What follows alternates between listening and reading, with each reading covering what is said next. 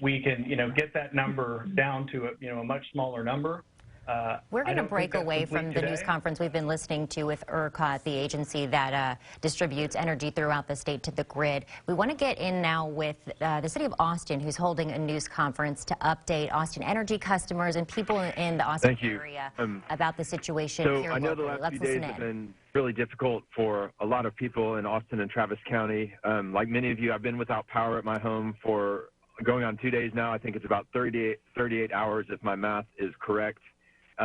Unfortunately, the state hasn't told us when the electric grid will be back to normal, and I agree that this is a completely unacceptable response, and frankly, we also need to figure out how to do rolling blackouts that don't just keep, a certain part of the population without energy for such a long period of time.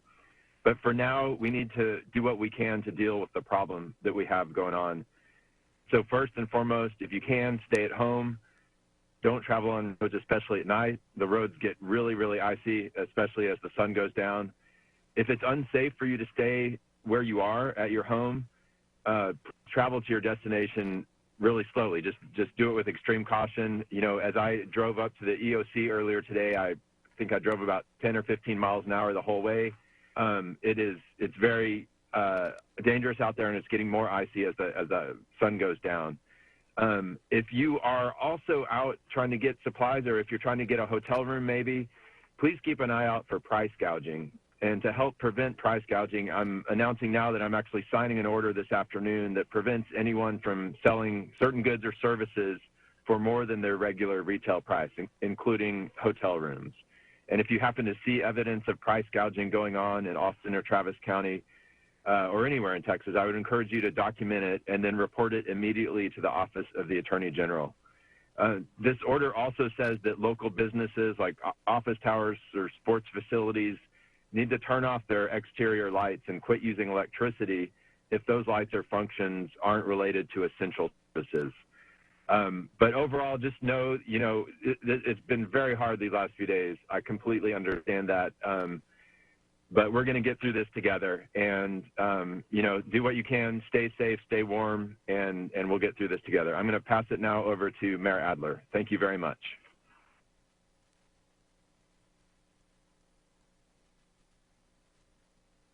Judge, thank you.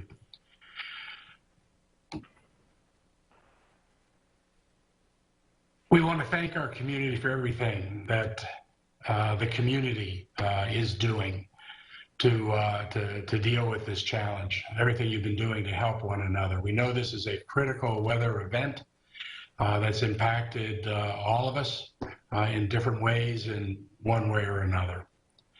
The forecast for tonight calls for additional severe weather, and we're urging residents to remain at home as much as possible during these severe weather, to keep the roadways cleared for first responders and those that are seeking shelter. Please only call 911 if you have a life-threatening emergency, so those that do can get through. As we have seen over the last couple of days, temperatures continue to be below freezing, and we do not anticipate that condition is going to change anytime soon. We're doing everything we can to keep the community as safe as possible while staying warm. So this afternoon, we're going to provide a few updates and make a few asks. If you can shelter in place, we're asking that you do so. If you can't, then we ask that you make that decision now and start getting to a place before it gets to be dark, because driving and walking become more dangerous in the evening when there's no light. For those that have power and water, please check on your neighbors or your friends. If you can provide shelter to them, we ask that you practice the following: wear your masks, wash your hands, try to maintain social distancing. Everyone, please do what you can to reduce your energy consumption. And this includes our businesses. As Judge Brown just talked about, we are putting out an urgent plea to businesses to reduce their power consumption, just as we're asking people in residences. Here's the key phrase for me this afternoon. If you have power, please try to live almost like you don't. If you have heat, run it low, run it lower. If you have lights, try just to use the light you need at that moment. If you have power, maybe you'll take a turn using flashlights or a candle. The more we can conserve, the greater the chance that Austin Energy might be able to satisfy whatever load reduction the state is requiring in an increasing way with conservation rather than with outages. And there are no promises because we can't control the state or ERCOT or what it's going to require of us. But it may very well give Austin Energy increased flexibility. Any measure that can be taken by homes with power or commercial businesses to reduce their power usage could be a step closer to returning power to homes in our community. Turn off the lights you can, lower the thermostat, lower. We need everyone to help conserve energy. I want to thank everybody in the community for your offers of aid. The harsh weather conditions are creating unprecedented need for shelter and food and clothing and other essentials in our community. Community groups are mobilizing to support this effort. Again, I refer you to the Austin Area Urban League, AAUL.org. They've launched an emergency donation drive called #LoveThyNeighborTX campaign. They're accepting monetary donations. I know that the Emergency Operating Command and APH are developing a website for volunteers to be able to sign up for helping to staff shelters, and I hope that that's available here shortly. Folks with four-wheel drives that are able to move people around, there's been an opportunity for you to be able to volunteer those services too. With so many cold and without power, people in danger, and everybody is frustrated, including everybody on this press conference, including me. The Electric Reliability Council of Texas, ERCOT, ultimately has to explain how millions of Texans are without power. Rolling outages are just not that.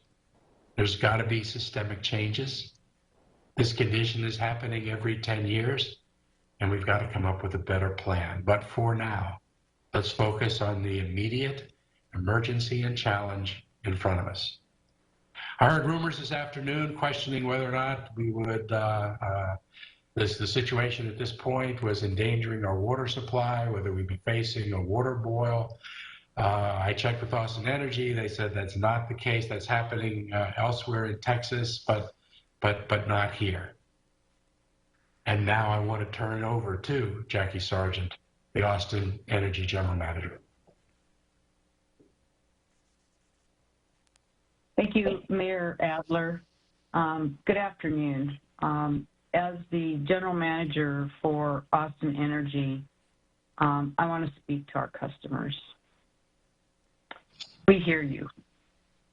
We know that this situation is challenging and is creating life and safety issues, especially for those of you experiencing prolonged and sustained outages. We are working in concert and under the direction of ERCOT to support and maintain the stability of the electric grid.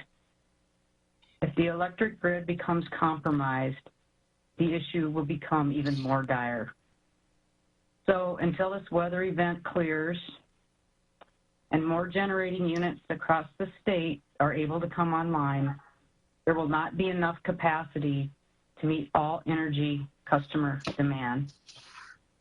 ERCOT has indicated that this energy emergency will continue until the grid is stabilized and there is more generating capacity available to meet our statewide customer demand. Right now, and today and over the night, we've been working around the clock. We have reached out and been working with our large customers to get them to power down their facilities and start their backup generation. ERCOT conditions have improved somewhat during the day, going up and then back down. However, the combination of these two factors is allowing us to start restoring some of our customer service. We have to do this work very deliberately and in a measured fashion to restore circuits, to energize customers slowly so that we can avoid overloading these circuits and having them trip right back off. You can help us. Turn off your devices and appliances. Unplug things. Because if all of this energy-consuming equipment, devices, are plugged in and we energize the circuit, there's a surge. And that creates problems for us. It's a term called cold load pickup. These loads have been out. Places are cold. We're also having issues with our infrastructure. Our assets, our substation breakers, have been cold too. They're exposed to the elements. Heat strips that normally would keep parts warm to assist with operation have been without power. Structures that are exposed to the elements have had ice form on them. Our crews are having to manually go through these circuits out in the elements, address these issues, go up in bucket trucks and knock ice off of switches and other devices in order to restore your service. These outages are statewide. They've affected customers across the state and across our service territory. There's not one area of our service territory that has been more impacted than others. So while these outages have affected circuits across the entire system, there are circuits that have critical load, as I discussed yesterday. Things like hospitals, fire stations, service centers like control centers, 911 operations, and the such. These loads are excluded for now from power outages. As demand increases and the potential for the supply to not be there, we may get to the stage where we're tapping into additional circuits. As the mayor said, the situation is critical, and we need your help. We are working hard to support our customers, and we are so frustrated by this entire situation, and the team is working tirelessly around the clock to meet your needs. Thank you for coming together. Thank you for supporting your neighbors. Together we will get through this. We understand the great hardship that this is creating for you, and we look forward to resolving this situation as the weather clears and the ERCOT system stabilizes. Thank you, Mayor.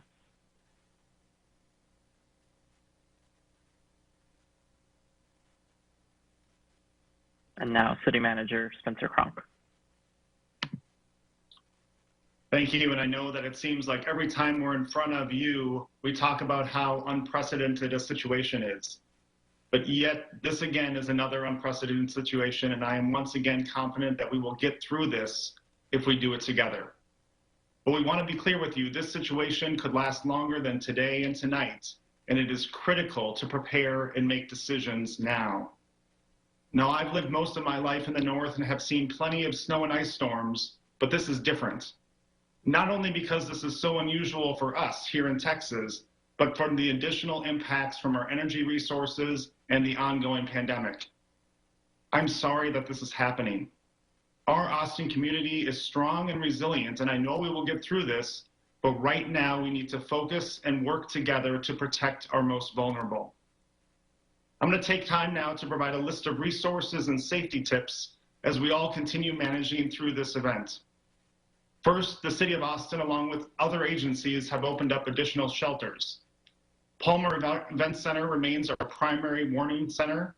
Thanks to Austin Independent School District, we were able to open additional facilities, but have limited capacity. These sites are intended for our most vulnerable populations, especially those who have medical devices that need power to operate. Individuals can report directly to these facilities at Palmer Event Center at 900 Barton Springs Road, Mendez Middle School at 5106 Village Square Drive, and Northeast Early College High School at 7104 Berkman Drive. The Austin Police Department is helping Cap Metro with transportation by providing free rides to cold weather shelters. As call loads allow, APD officers will assist with providing the community rides to cold weather shelters staged around Austin. These free rides are available through Cap Metro with the assistance of Austin police officers and support personnel. Please call 311 if you need transportation to a shelter. Again, if you must leave to seek shelter, then do so safely. Take your time, keep your family, friends, and neighbors informed of your circumstances.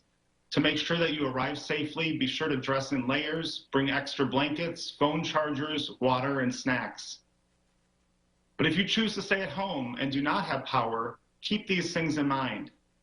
Do not use gas stoves and ovens to heat your home. Be aware of carbon monoxide. As Jackie said, disconnect appliances and electronics to avoid damage from electrical surges. Have alternative plans for refrigerating medicines or using power-dependent medical devices. Protect your property and prevent damage or uncontrolled water loss due to frozen or broken water pipes. For people seeking information about transit options, our partner Capital Metro will host a press conference immediately following this one to give an update on their services. You can join their press conference on Facebook Live at facebook.com/Capital Metro. We want to thank them for their continued support in emergency operations. Collectively, we want to thank all of our employees, partners, and first responders for the thankless job that they do daily, keeping our community safe. Most importantly, we want to thank you, our community. Many of you are taking in friends and neighbors, donating money, offering your time. I know we can't ask you to be more patient, but we can say thank you for the patience you've extended to us and the help that you've offered other Austinites. We will continue monitoring the situation continuously and will provide key updates along the way. And with that, I'll pass it back to Matt. Thank you very much. Now I'll hand it off to our poll reporter, Heather Osborne from the Austin American Statesman, to ask questions on behalf of the media. Good afternoon, and thank you all for answering our questions today. The first question is from the Austin Chronicle. On a call with state lawmakers, ERCOT officials said they knew this disaster was coming last week. When was Austin Energy informed, and what steps were taken to mitigate power disruption?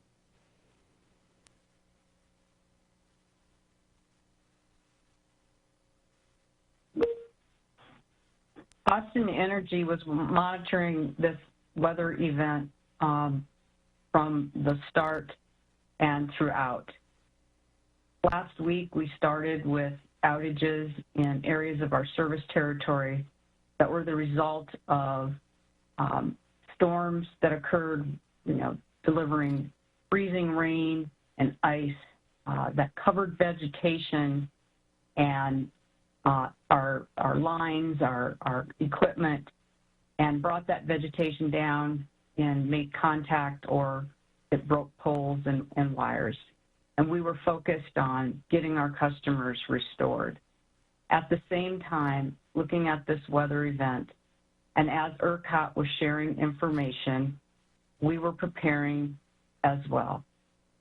We have plans in place where we have identified the circuits that we have available that do not have critical load on them to be part of a ERCOT-directed load shedding event, so that we were prepared to assist ERCOT in maintaining stability of the grid and meeting our obligations as directed by them to do so.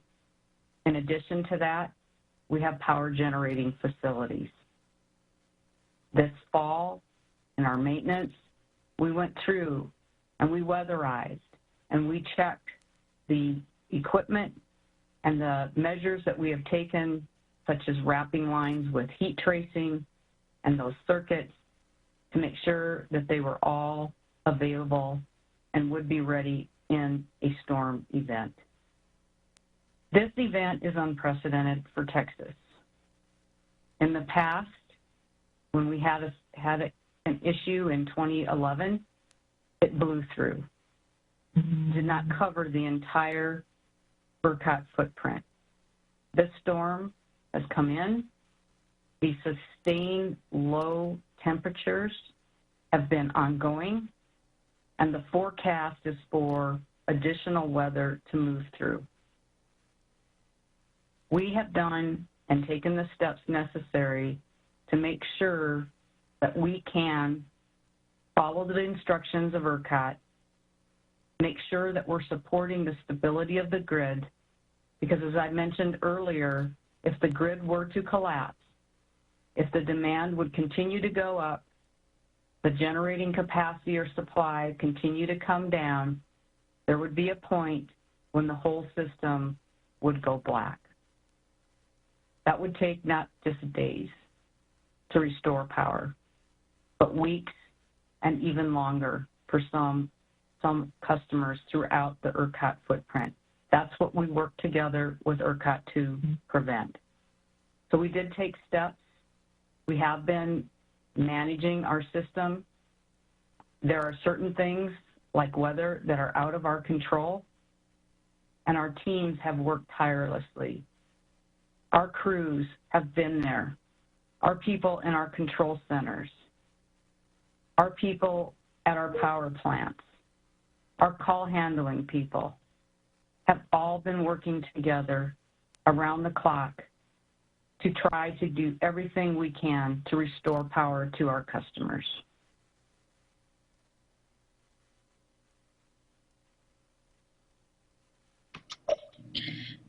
Okay, the next question is from Reporte Austin.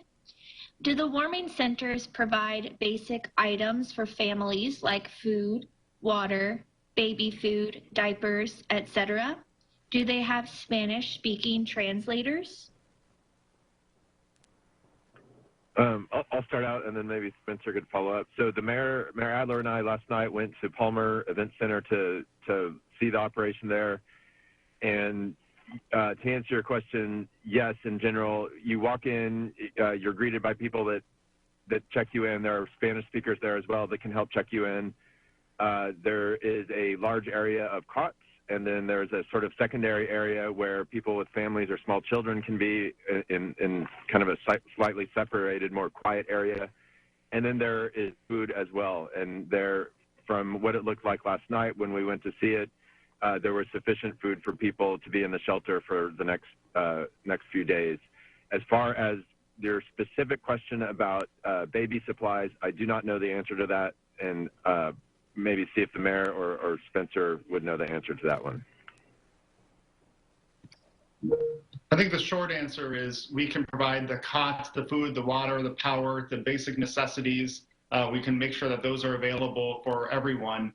But we do ask, if you are coming, to bring what you need as well, because we're all in this together. We're going to provide what we have and what we can. But again, as I mentioned before, if you're planning to come to one of these shelters, also bring what you can provide as well.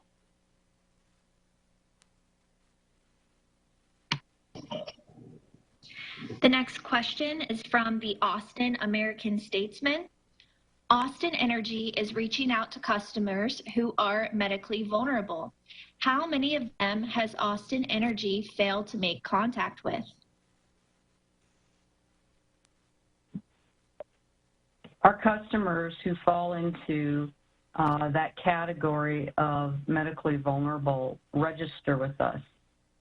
So the customers that we have that are on that registry are ones that we have contact information for. If customers are not registered, if they don't sign up for that, we don't know that they have those situations. So we have plans. There is a backup phone number. So if we reach out to those customers and we can't reach them, there's an alternate phone number that we're able to reach out to. We know where those customers are. We know if they've been impacted by these outages, and if so, all of them have been reached out to.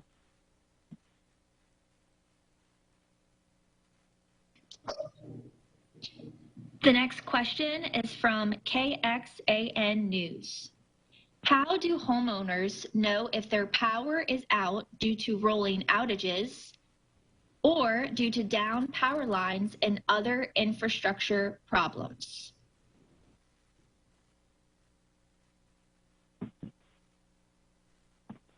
So currently, circuits are out that are down and have been taken out intentionally to respond to ERCOT. Within those circuits, there may be areas that have had damage from storms, from the tree branches, from other impacts.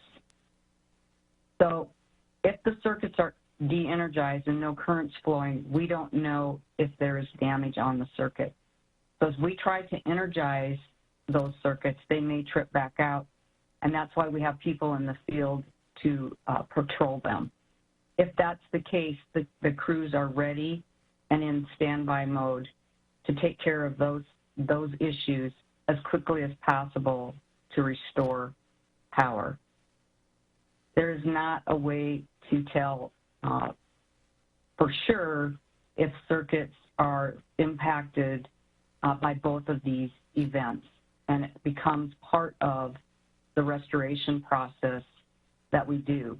But please know that we're staging and having people patrolling lines, and if we are finding vegetation or such things that are visible, not everything is accessible or visible to us easily, then the crews are making those repairs as we're waiting for the opportunity to restore lines.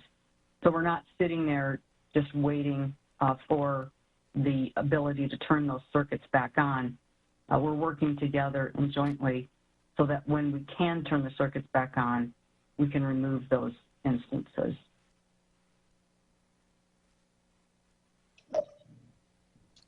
The next question is from Fox 7 Austin. How did we get here? Is this a wind turbine or natural gas issue? This is a confluence of a number of different issues. When ERCOT does planning for the system and they release their study reports, they look at, is there a extreme event? Is there a normal event? Is there a mild event? And do we have the resources across the ERCOT footprint to serve the needs of the customers? They did those studies. They were satisfied with the reserve margin, and we went into this winter prepared to keep the lights on. This storm came in. This storm is widespread. It ranges all the way from Canada down to the coast, and there are other systems that are being impacted. So in addition to ERCOT, SPP has been impacted, and there are other areas in this footprint that are having issues and asking for significant conservation measures from their customers. But it has come in and it has stayed here. It has caused issues with wind turbines, icing, and they can't generate. It's covered solar panels with snow. It's caused icing and cold weather, extreme cold weather, to generating infrastructure that's not used to operating in those environments for long periods of time, causing them to break or to freeze up. Gas supply, natural gas supply has been impacted, and there are constraints on the natural gas transportation infrastructure as well. All of these things came together.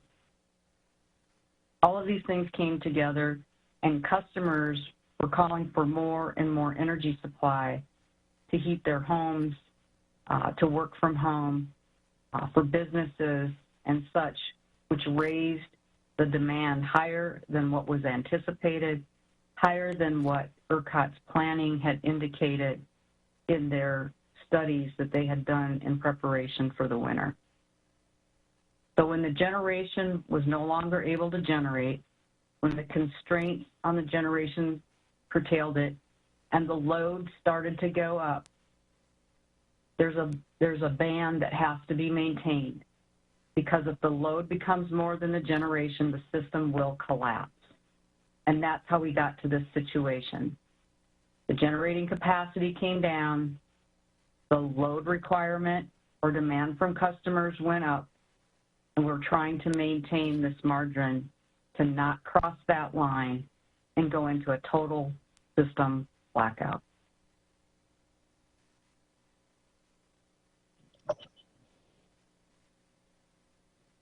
The next question is from, go ahead, Judge Brown. Sorry, having some trouble with the mute there. But I think, it's a good question also to reflect on how do we not end up here again. And I think, obviously, there's serious problems at a statewide level of amount of energy in crises, whether, right now it's a cold emergency, but, this has happened when in the summertime, too, just to various degrees. So I think we need to look at what will make this not happen again. And from a personal perspective, and other people who I know who have been without power for equal times to what I've been, 30 hours, 36 hours, something like that. I think 38 hours now. It's extremely frustrating, and it seems ridiculous that we could be here and that there are people that have to sit in their homes, for this period of time. And obviously, we are encouraging people to go to a warming center if they need to get a hotel, and hopefully the hotel will not charge exorbitant prices, and if they do, to please report it. But overall, it's extraordinarily frustrating and just ridiculous that people are having to sit in their homes for this period of time without power. And so I think we want to make sure to look at ways that we can work on a system to where we can do rolling blackouts, to where it's not, certain parts of the population in Austin, including where I live in Hyde Park, that are without, or South Austin or wherever it is that you live, that are without energy for 38 hours, and instead trying to figure out ways that we can maybe modernize the system here in Austin to deal with the failures of ERCOT, but to modernize the system to where we are able to do rolling blackouts and not put all of the burden on some part of the population. Honestly, to me, that's the most frustrating part of all of this. But getting through it is what we need to focus on now, and that means following the advice of Austin Energy and reducing your consumption. If you do have power, try to pretend like you don't have power in some ways, and keep that heater temperature as low as possible and turn your lights off as much as possible. Thanks.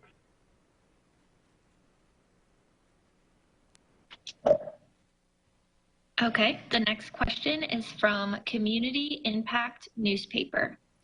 Could you provide an update on the city's ongoing work to make roads passable? When do you expect road conditions to improve, and what is the city doing to make travel conditions better?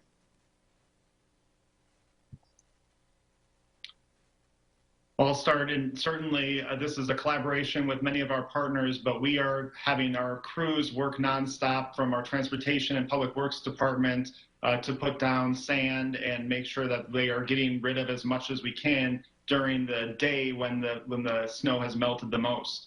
I will just note that it is going to get worse tonight. We know that the forecast is predicting freezing rain from 1/10 of an inch to 1/4 of an inch.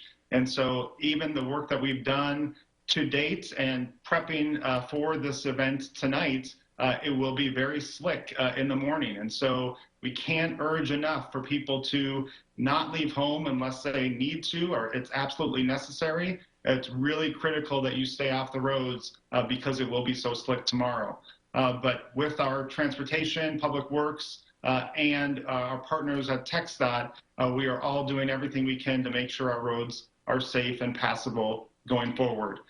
I will generally say, even though it's going to warm up on Thursday, potentially above freezing is currently the prediction, we won't likely see this snow melt until the weekend. And so again, for the next several days, the road conditions will be very challenging. Yeah, I just want to add on to that the collaboration at the Emergency Operations Center between the city and the county on doing everything possible to improve the roads is wonderful. There's a woman named Molly who's running that department for the city that every time that somebody has come, for example, with a need to get a natural gas or a propane gas truck to a community or to de-ice ways to get into hospitals, you know, she and her department have absolutely done everything that they can to make that happen to keep this community safe. And so I've just been really impressed with the collaboration between the city and the county at doing everything that we can in a city where we don't normally have this sort of thing. We don't have quite the infrastructure that, you know, Denver, Colorado might have for snow, but with what we have, I think the city and the county have been doing really good collaboration and trying to get to the most urgent areas as needed very well. And I would just conclude with reminding people what was said earlier. If you're going to travel, try to do it before the sun goes down because it gets more dangerous when it gets dark. We're not used to driving in these conditions here. If you are out, drive slowly. Probably the most important thing you could do is just go real slow. The next question is from Univision. What are your recommendations for people who have COVID-19 that are without electricity and can't afford a high hotel bill? That is a perfect situation to call 311, get transportation to one of our isolation facilities. And so they would not be going to a center that we've described for the general population, but we do have resources for our community that are either COVID positive or experiencing symptoms, and we do have capacity there. So absolutely make sure that that is available, and calling 311 is your first stop on doing so. All advice we give would apply here too. If you have COVID, please make sure that you minimize your contact around other people. Wear your mask, try the best you possibly can to isolate. One of the elements of this perfect storm is not only the loss of power, not only the weather, but it's happening in the middle of COVID. We're watching numbers that are going down in our community, which when this thaws is going to give us greater ability to keep schools open and to reopen businesses. We can't lose sight of the fact that we're in the middle of a pandemic here. So we urge everybody, if you're not feeling well, try not to be around other people. Sí, y para Univision, si tiene COVID-19 o tiene síntomas de COVID-19 y necesita un lugar caliente o con calor, con calefacción para estar esta noche, llame 311 si estás dentro de la ciudad y como dijo Spencer CRONK, si hay lugares donde se puede quedar aunque tiene COVID-19, que la ciudad de Austin tiene lugares especialmente para personas que son positivas con COVID-19. Gracias. The next question is from CBS Austin. Austin Energy issued a statement saying they were working with the Building Owners and Managers Association and the Downtown Austin Alliance to curtail power use downtown since the area is currently excluded from load shedding. What specific definitive actions have been taken to conserve energy in downtown?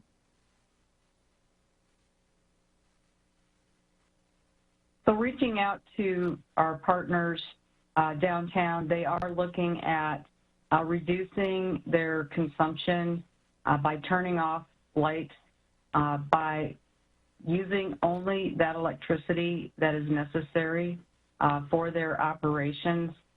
We had a reach out to the chamber, to the Downtown Austin Alliance, and also with the building owners, and asking them to work with the buildings downtown to provide us with conservation efforts, lowering thermostats, covering windows, doing everything that they can to use as little electricity as possible. And I appreciate the support of those associations, and I appreciate the partnerships that we have as we try to work through this together. Those associations that were mentioned have all reached out to their membership as well. Downtown Austin Alliance, the Chamber, that's the Greater Austin Chamber, but also some of the community chambers, the Hispanic Chamber, I understand, is doing that as well. The Real Estate Council, all reaching out to their membership. And along those lines, the order that I'm signing this afternoon will include a provision requiring that buildings, sports arenas, places with a lot of exterior lighting like that do not light them unless it serves some sort of essential function. So hopefully that combined with the good efforts that the mayor described in working with the Downtown Austin Alliance result in businesses, sports stadiums, places like that you may have seen that had lights on when a lot of people don't have power. Hopefully that will change this evening. The next question is, oh, sorry, go ahead. Real quick, I just want to remind everyone we have about 15 minutes left. The next question is from Fox 7 Austin. How do people get to the warming centers if they can't drive? Will they be open all week? Where are they located? So I'll take this, and happy to repeat some information I said before, but again, I can't say it enough times because it is so critical that if you need a ride to a shelter that you receive it. And so we have established a relationship between our Austin Police Department and Capital Metro, and they will be providing transportation to these shelters.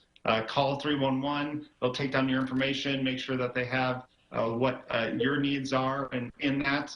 And we will be keeping these warming centers open as long as the weather dictates. And so we know that will be a next, at least today, tomorrow, and then if we need to keep them open longer, we will.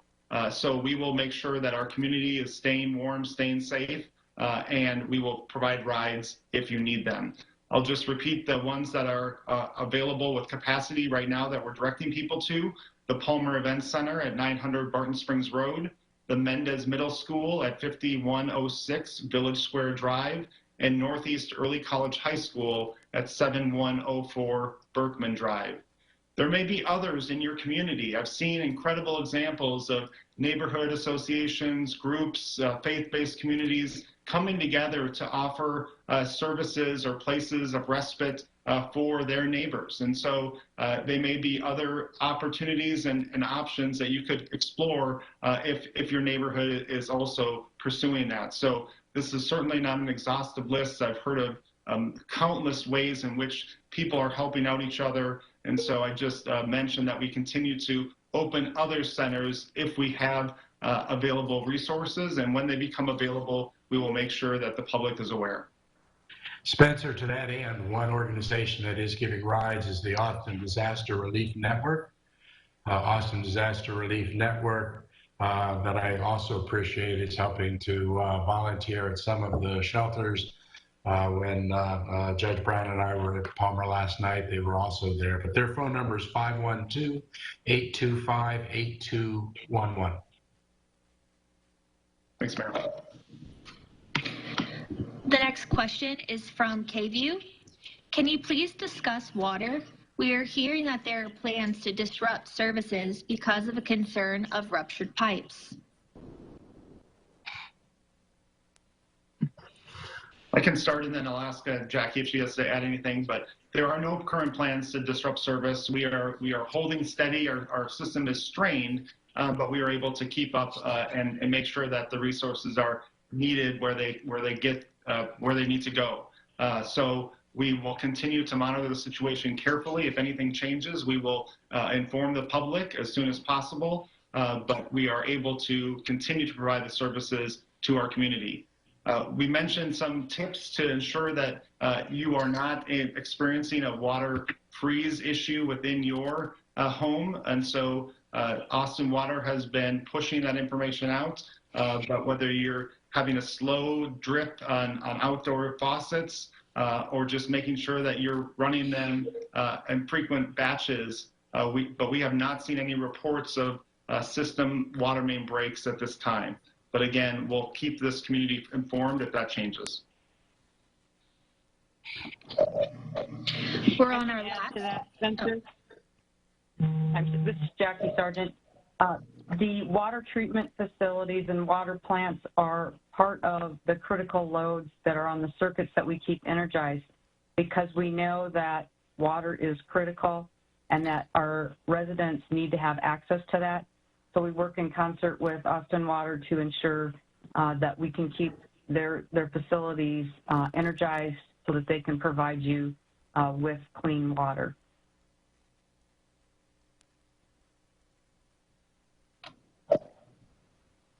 We're now on our last 3 questions. The next question is from Austonia. How many people are currently at the 4 warming centers? What about the cold weather shelters?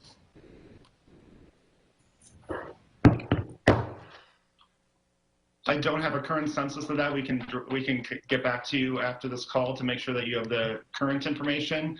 There were hundreds of people at the Palmer recently, but in some centers are at capacity, and that's why we're not promoting them, because they are already at capacity. And so we do have additional centers that are out there, but they have been at capacity. The ones that we have listed have additional capacity. We continue to stress, if you don't think that you need to use this service, we really want to make sure that only those that are most vulnerable in our community are taking advantage of this. So if you can hunker down in your house, do so, and do so safely, because these services really need to be reserved for our most vulnerable populations. But the specific capacity question, we can get to you after this call. I just got texted it now, so Gibbons has 65, the Northwest Center has 65, Ditmar has 61, and Palmer has 351.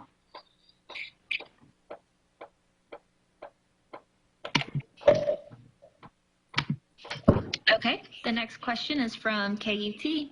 Did Austin Energy order factories to shut down? We reached out to our large customers and we asked them to please conserve energy, shut down processes that we could. When we got to more extreme conditions, we reached out, and those of our customers that have backup generation, we curtailed them. And then we reached out to our largest customers, and in partnership with them, they shut down their facilities. That's not necessarily something that's easy to do. So we really appreciate them for assisting in these extreme circumstances, because we have had to increase the amount of contribution above those circuits that were identified. And so we have been able to work with them to get that done.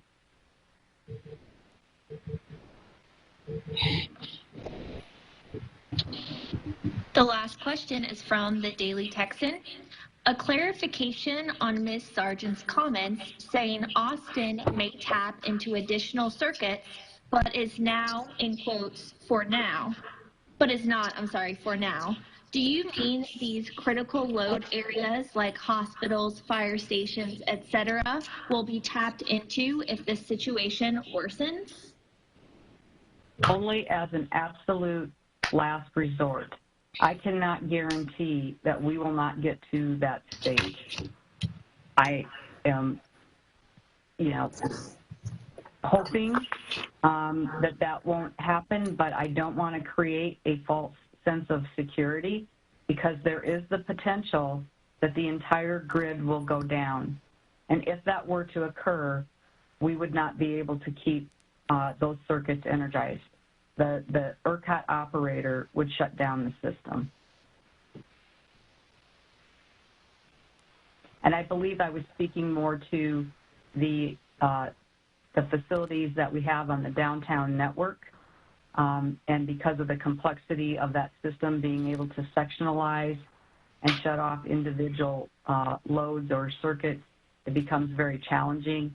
And then when you go to the restoration efforts, and we have some vital telecommunications equipment and infrastructure that is maintained in those facilities. There's government facilities, there's hospitals and such, so it makes it very challenging.